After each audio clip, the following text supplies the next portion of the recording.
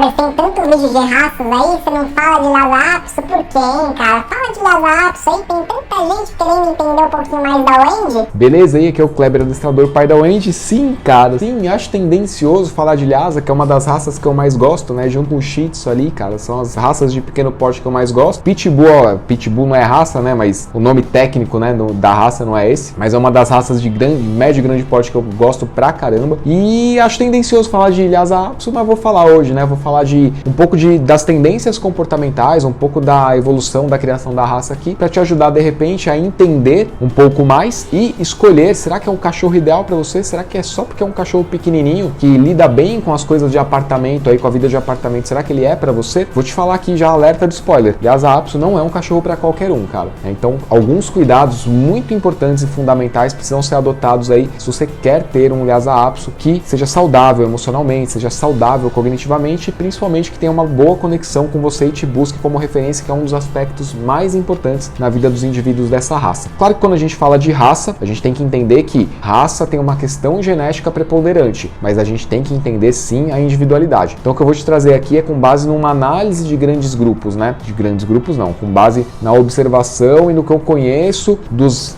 Lhasas que eu tive oportunidade de interagir, beleza? Então eu vou pegar características que são comuns a todos eles, né? Não vou falar das características da Wendy. Se você queria ouvir falar da Wendy, é só no aniversário dela, que todo ano eu gravo vídeo de aniversário da Wendy. Então hoje eu vou falar das coisas comuns à raça, beleza? Então bora lá, se você já pesquisou aí, quer um Lhasa Apso ou chegou aqui nesse vídeo aqui sobre Lhasa Apso, nada mais justo do que você dar o joinha aí, né? Se inscrever no canal, ativar as notificações, que pode ser que tenha mais vídeos que te ajudem aí a entender, se não for o Lhasa, outra raça, ou que complementem aí o teu conhecimento sobre cachorro, pra você dar um show nas conversas aí com os teus amigos sobre cachorro, ficar falando de punição e de abobrinha aí que não faz sentido. Vamos lá então, se não se inscreveu, faça isso agora enquanto eu vou explicar aqui algumas coisas a respeito de Lhasa. Eu não tenho como validar porque eu não estava lá naquela época, né? Mas diz a literatura científica, né? Histórico de criação das raças, tenho que confiar nos livros, que é uma raça criada por monges, né? Então uma raça inclusive mais antiga do que o Shih Tzu. Inclusive o Shih Tzu, parênteses aqui, é um cruzamento entre Lhasa Apso e pequinês, né? Então o Lhasa é uma raça mais antiga do que o Shih Tzu. E por ter sido criada por monges, aqui já é base, vou fazer um exercício de visualização aqui contigo, hein? Imagina como é que era a vida dos monges no Tibete, né? O local de criação da raça. Imagina como é que era a vida dos monges no Tibete criando o cachorrinho. Você acha que era uma vida com grande agitação? Você acha que era uma vida mais pacata, com rotinas previsíveis, né? Com coisas mais estáveis acontecendo ali, pequenas mudanças e muita conexão com o ser humano? O que você acha que acontecia? Então a grande probabilidade de comportamento do Lhasa Apso é que ele seja um cachorro muito mais vinculado às pessoas e que goste muito de rotinas previsíveis e estáveis do que ele seja vinculado a outros cães. Não é que ele obrigatoriamente será um cão antissocial. Não. É um cachorro que tende a se conectar, a buscar muito mais referência humana do que buscar referências de outros cães. Isso já é um adendo importante, é uma nota importante para você que de repente quer ter um Lhasa como um cachorro referência para um cachorro mais novo, ou o contrário. Dificilmente esse cachorro vai servir como referência e dificilmente ele vai buscar outro cachorro como referência. Você, ser humano, vocês, seres humanos da casa, é que terão que ser a referência desse cachorro. E é claro que essa é uma regra que pode sim se aplicar a outras raças, mas aqui a gente está falando de uma predisposição genética. Beleza, então aqui eu já te expliquei que tem um histórico de criação por monges no Tibete, já te dei aqui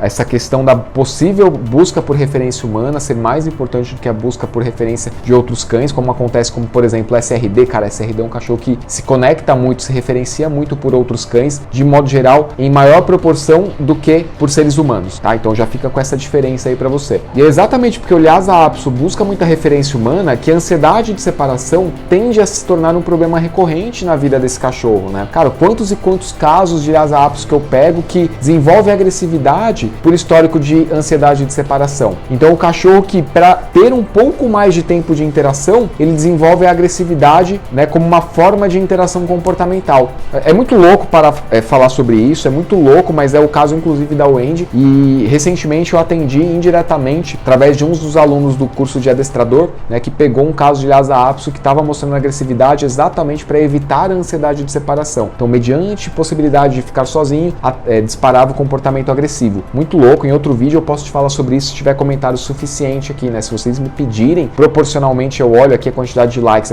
e a quantidade de comentários, se vocês me pedirem eu trago explicando um pouquinho mais como que isso acontece na vida desse cachorro. Mas enfim, tende então a ansiedade de separação ser um problema recorrente principalmente com cães da raça Lhasa Apso. Então já fica esse alerta aí para você que, ausência prolongada, deixar esse cachorro sozinho por mais do que 4 horas, grande chance desse cachorro entrar em estado depressivo, tá? E aí, como que a gente sabe que o cachorro está em estado depressivo? Cara, é cachorro que não se motiva para treinar, cachorro que não se motiva para comer, cachorro que não se motiva para fazer coisas novas, é cachorro que mostra grande euforia na chegada dos tutores ou grande ansiedade na saída dos tutores, é cachorro que se vincula muito com outras pessoas que não são do círculo familiar próximo, visita, por exemplo, ele fica o tempo inteiro pedindo a atenção dessa pessoa. Por quê? Porque ele tá te dizendo, para você tutor, tá pedindo atenção para outra pessoa, mas tá dizendo para você tutor que ele não aguenta ficar sozinho, que ficar sem você tá sendo um problema. E a forma mais clara que ele tem para dizer isso é, cara, eu prefiro quando tem visita estar com essa visita do que estar com você. Olha como que dor, né, cara? Que dor isso.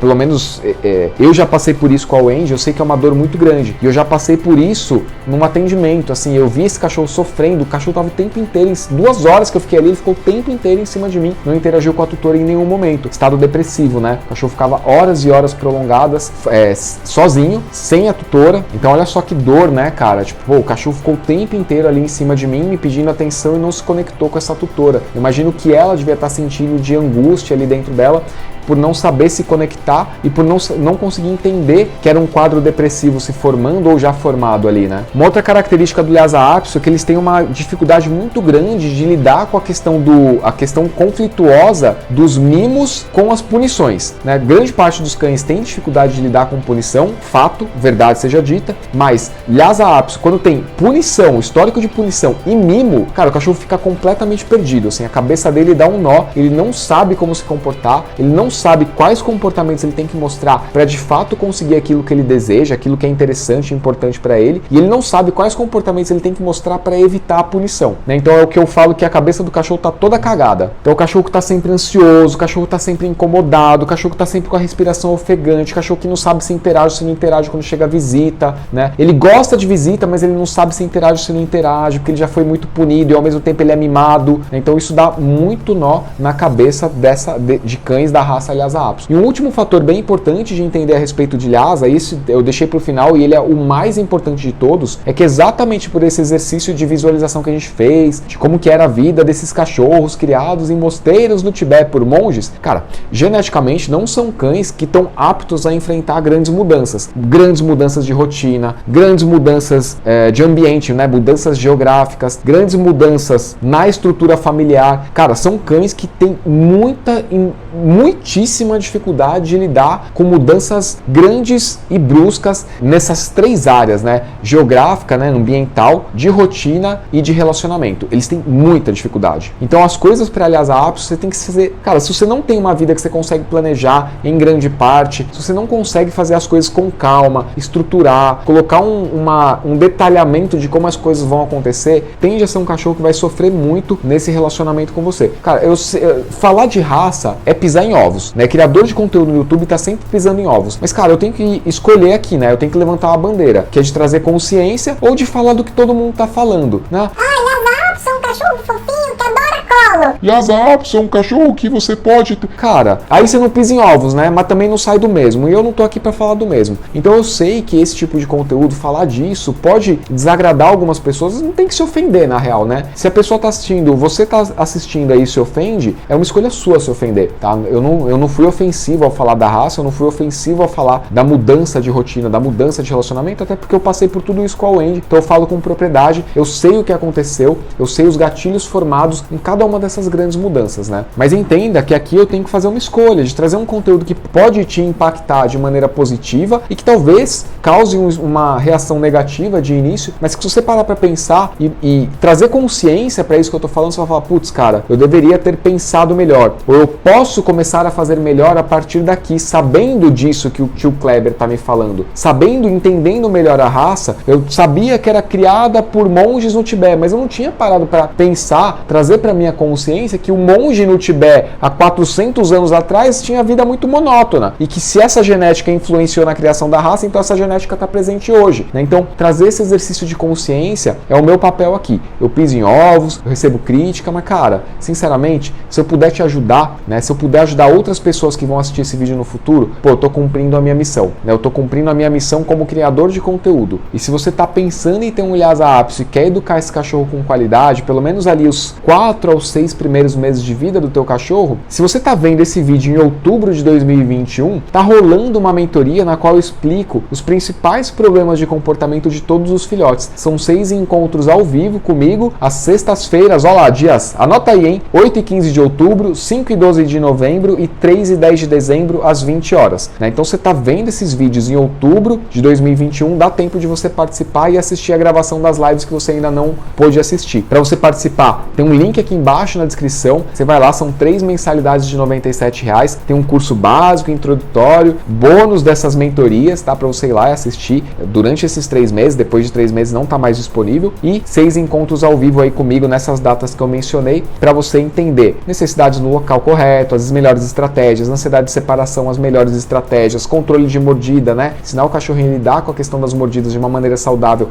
as melhores estratégias e mais 3 outros problemas de comportamento. Tá aqui na descrição do vídeo, tá? Cara, eu quero ter um cachorro pro ano que vem. Então já vem, né? Já participa disso, já conhece aqui, já vem interagir comigo. Quem sabe a gente eu já não te ajudo, inclusive, a escolher a raça, né? Nesses encontros aí. Quem sabe, ao interagir com os outros tutores dessa mentoria, você já não tem aí um norte mais bem definido para você escolher a melhor raça para você. Cara, para mim vai ser um prazer poder interagir, te conhecer um pouquinho melhor dentro dessas mentorias. O que acontece? Você vai lá, garante tua vaga, assiste a primeira aula. Na descrição da primeira aula tem um grupo no Telegram. Nesse grupo do Telegram você recebe o convite, os links das mentorias feitas lá no Zoom, né? São mentorias fechadas feitas lá no Zoom, tá? Bom, então é isso que eu queria te dizer por hoje. Espero que você tenha curtido o vídeo sobre o Lhasa Apso. Tava devendo aí um tempão, tá entregue, né? Me diz aí nos comentários o que você achou. Um abraço, a gente se vê aí no próximo vídeo. Até mais.